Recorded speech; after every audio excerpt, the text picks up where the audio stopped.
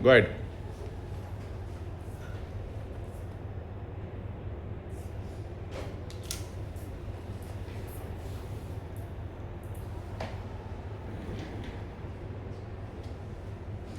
So Ecoloop is basically a sustainable packaging business.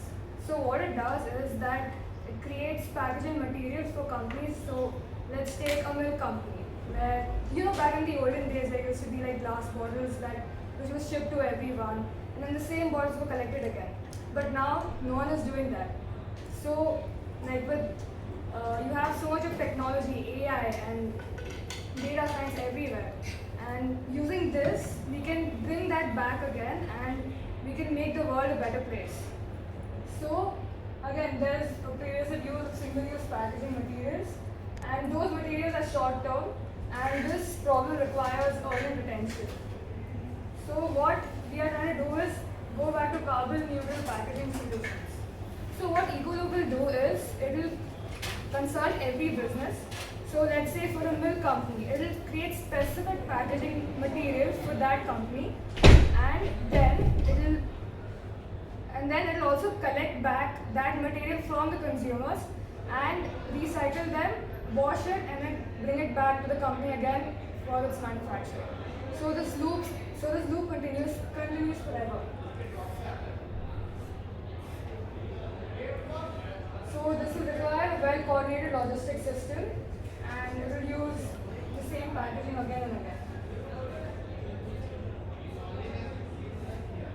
And our mission is to approach circular economy, emphasizing waste reduction, resource efficiency, and environmental stewardship. This will also help companies meet their ESG requirements.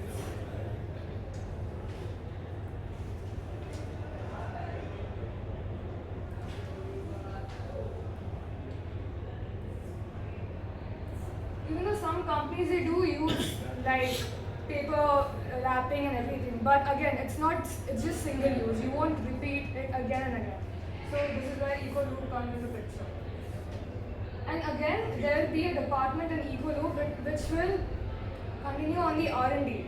So it will keep on researching different methods of packaging. So for example, there's also this one mushroom-based packaging which is completely sustainable. And this research will go on, and for different clients and customers, it will see that if it can use this or not.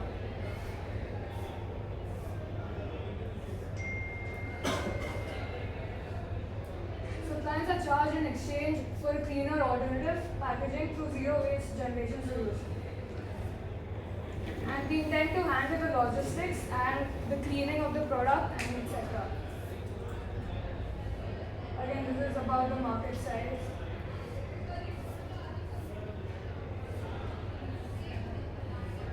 Customers can be fashion brands or any FMCG companies as well.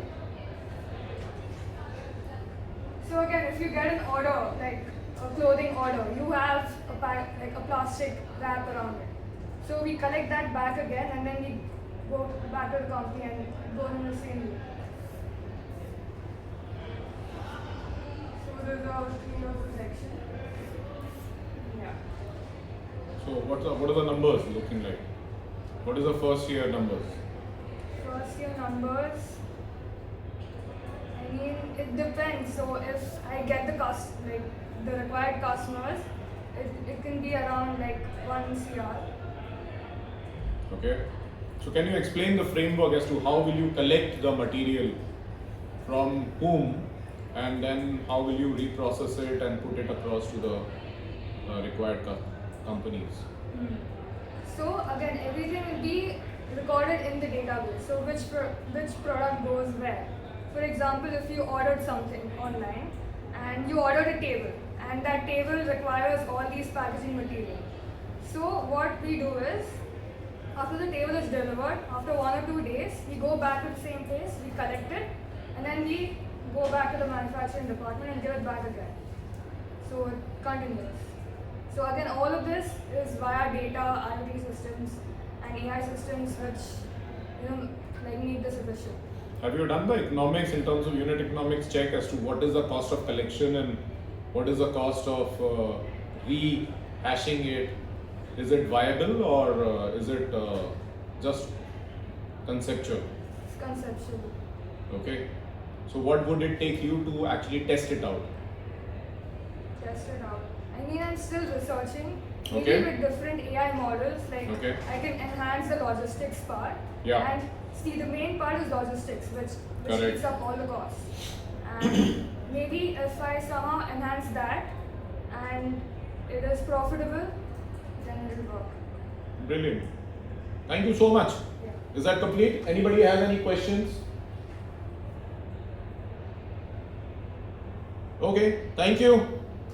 Who's next? Fantastic. Thank you, Sayamikta.